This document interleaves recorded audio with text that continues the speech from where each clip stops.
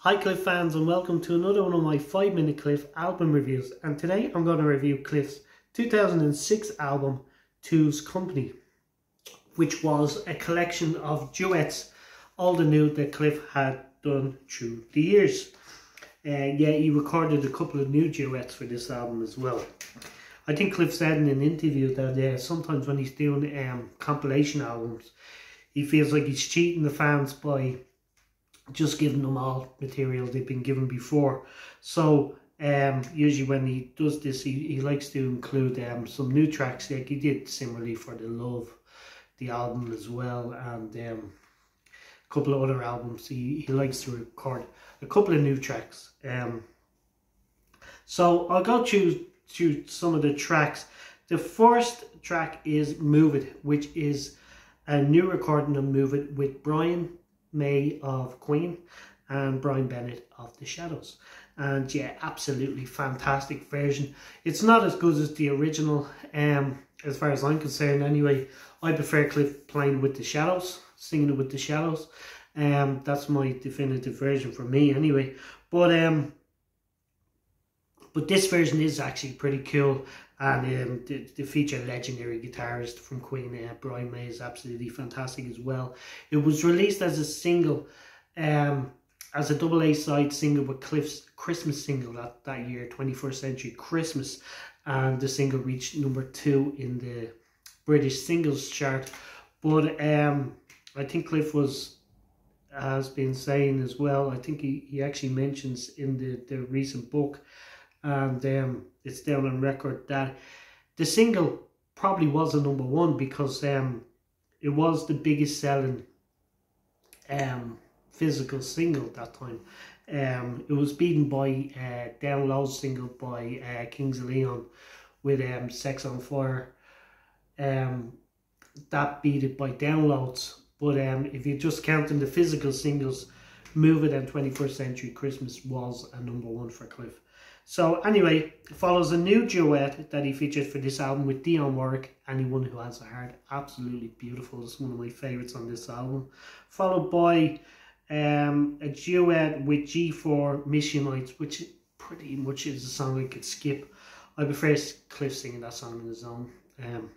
I would just Cliff singing Missionites, I think, is good enough for me.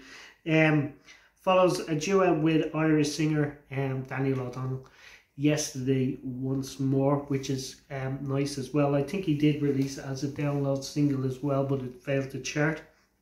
Follows probably one of Cliff's best duets ever, in my opinion, with Phil Everly, She Means Nothing to Me, which is absolutely fantastic. It's definitely one of my favourite duets.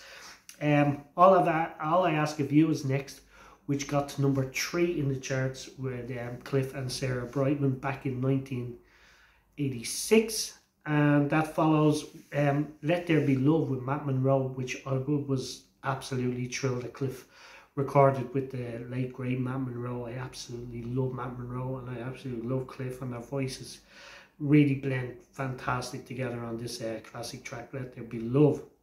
Follows Throw Down the Line with Hank Marvin, and I think a lot of people were wondering why that was on this album. But because it's just Cliff and Hank, it's considered a duet. Hank on guitar and Cliff singing. But yeah, I don't know. I said before that the song originally, Hank wrote it for Jimi Hendrix back in the 60s, but for whatever reason he couldn't get the song to Jimi Hendrix. Cliff went and recorded it, and I think it's one of Cliff's best singles from around that era. Follows Feels Like Gold with Barry Gibb.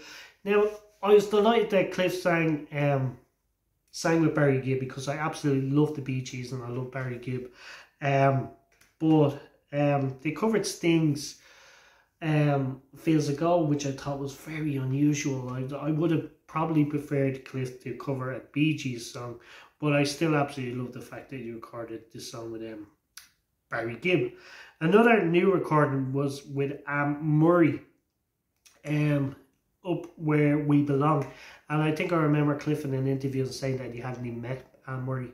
That was another one that it was just her voice was recorded one side of the world, his voice was recorded the other side of the world, and it was put together for this duet. But But it's actually quite a nice version of Up in the World, Up Where We Belong, sorry. And so that follows another, I think it's very underrated Cliff duet from 1986, Slow Rivers with Elton John. I absolutely love that track.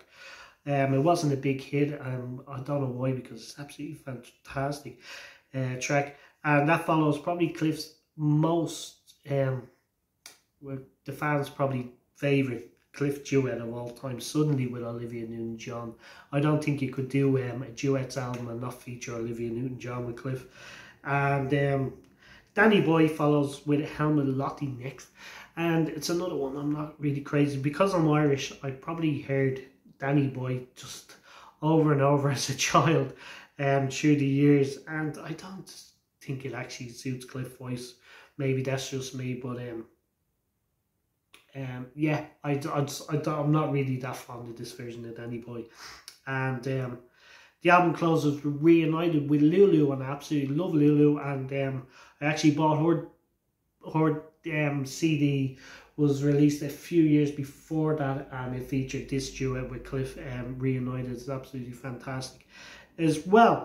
So overall, I think I'm going to give this about an 8, because I don't love every track. As I say, Mission Nights with G4 and Danny Boy I'm not really crazy about, but I love all the other tracks. So I'm going to give it an 8 out of 10. I'd be interested in the section below your thoughts on Cliff Richard's 2006 album, Two's Company.